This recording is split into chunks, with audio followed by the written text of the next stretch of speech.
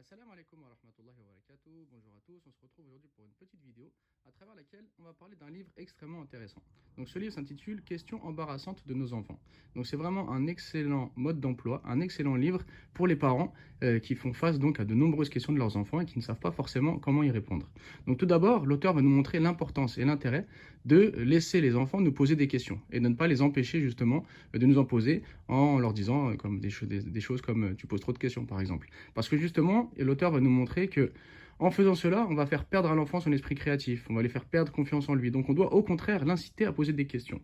Et on doit bien sûr donc savoir comment répondre à ces questions. En même temps, l'auteur va nous montrer les limites donc à cela, c'est-à-dire les sujets dans lesquels on ne peut pas par exemple poser de questions, là où la révélation nous a montré qu'il fallait donc nous arrêter.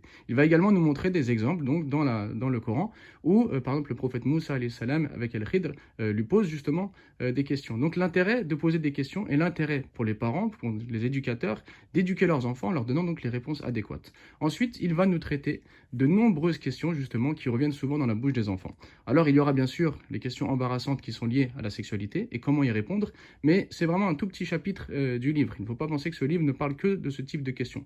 Au contraire, le livre est très riche et il parle de questions vraiment diverses et variées, comme par exemple comment Allah fait-il pour nous voir alors que nous sommes très nombreux?